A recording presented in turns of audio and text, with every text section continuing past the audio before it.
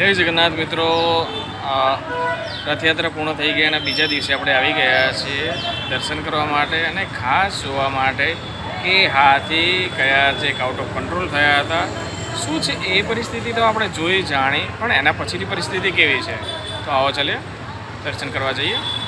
જય જગન્નાથ મિત્રો. આજે રાબેતા મુજબ ચહલ પહલ ચાલુ થઈ ગઈ છે અને ત્યાં છે વીઆઈપી પાર્કિંગમાં હાથીઓ છે અને અહીંયા રેગ્યુલર ચહલ પહલ આજના દિવસે ચાલુ, સેકન્ડ દિવસ રથયાત્રા પછીનો.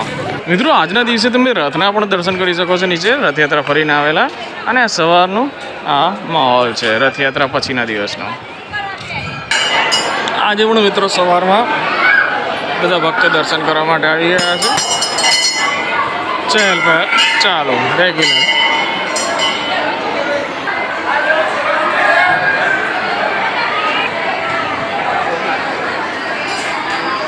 ભગવાન જગન્નાથજી, સુભદ્રાજી અને બળદેવજી રથયાત્રા ગઈકાલે પતાવીને આવી ગયા છે પોતાને દ્વાર, અને હરિભક્તો અહીંયા ભક્તોની ખાસ એવી ભીડ પણ અહીંયા જોવા મળી છે.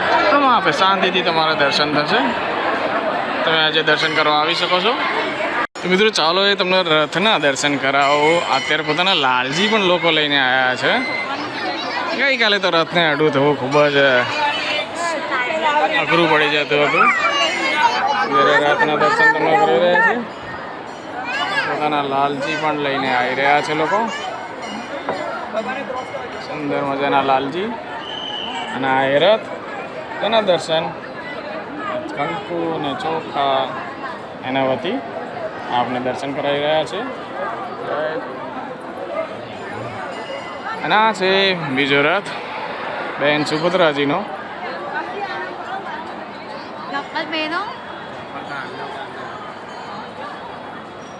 અને આ ત્રીજો રથ છે ભાઈ બળદેવજીનો. એ રથ, એ કડા, એ જગન્નાથજી, આ એ દોરડા જેનાથી રથ ખેંચવામાં આવે છે. બાળકો અત્યારે દર્શન કરી રહ્યા છે.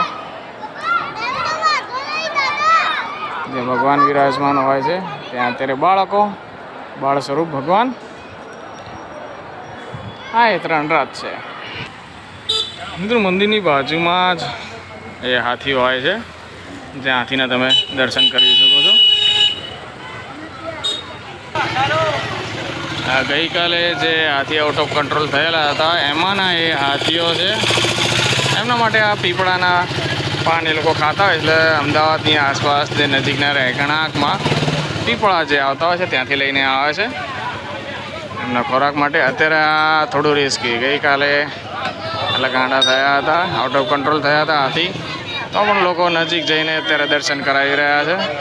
મિત્રો જોઈ રહ્યા છો એ હાથીમાંના છે. અત્યારે જો લોકો દર્શન કરાવી રહ્યા છે, માથે સૂંઢ મુકાઈ રહ્યા છે. થોડું રિસ્કી લાગી રહ્યું છે.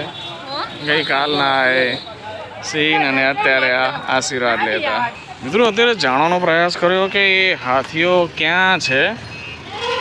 તો આગળ 4 હતા અને અહીંયા 5, 6, 7, 8, 9, 10, 11, 12, 13 આ એ જ હાથીઓમાંના એ ઝુંડ છે જે ગઈકાલે આઉટ ઓફ કંટ્રોલ થયું હતું.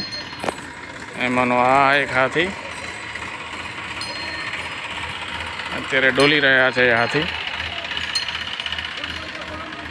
ને ઘાસ ચારો ને એ બધું આવી રહ્યું છે, ફૂલ ડોલતા દેખાય છે અત્યારે.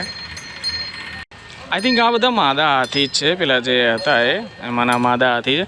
આ બધા હાથીમાંનો કોઈ એક હાથી હશે જે ગઈકાલે આઉટ ઓફ કંટ્રોલ થયા હતા. જે દાંતવાળા જે દંતશૂળ હતા લાંબા, એ દેખાતા નથી. એ આઈ થિંક એવું કહેવાય રહ્યું છે કે એમને જે જગ્યાએથી લાવ્યા હતા ત્યાં પરત પાછા લઈ જવામાં આવ્યા છે. એમના માટે અત્યારે જમવાનું ચાલી રહ્યું છે. નાસ્તા પાણી મીન્સ કે ઘાસ ચારો ને બધું આવી રહ્યું છે. પીપળાના પાન ખાસ એ ખાતા હોય છે, ઘાસ ખાતા હોય છે. કહેવાય છે કે જાણકારી મળે છે કે અંદરની સાઈડ જે અંદર પેલા 2 હાથી છે એ પણ હોઈ શકે છે. અને જે દાંતવાળો જે હાથી હતો, લાંબા દંતશૂળ, જે વિડીયો બધા જ વિડીયોમાં દેખાય છે એ અત્યારે નથી દેખાતા. આ એ જગ્યા છે જ્યાં હાથીઓને રાખવામાં આવતા હોય છે. ક્યારના ગજરાજ ડોલી રહ્યા છે. સરસ મજાના દર્શન તમારે.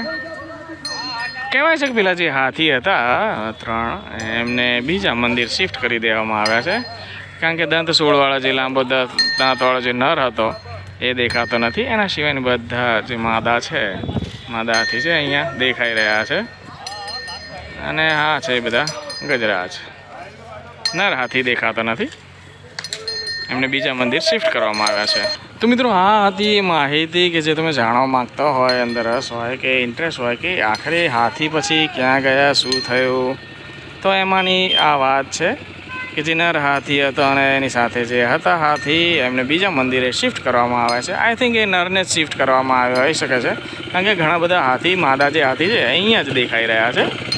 મિત્રો અહીંયાના સ્થાનિક જોડીની વાતચીત ઉપરથી જાણવા મળે કે હાથીના આઉટ ઓફ કંટ્રોલ થવાનું કારણ એવું હોઈ શકે કે એક નર હાથી હતો અને નરનું થોડું ધ્યાન રાખવું પડે. માદા હોય સાથે, નર માદા હોય.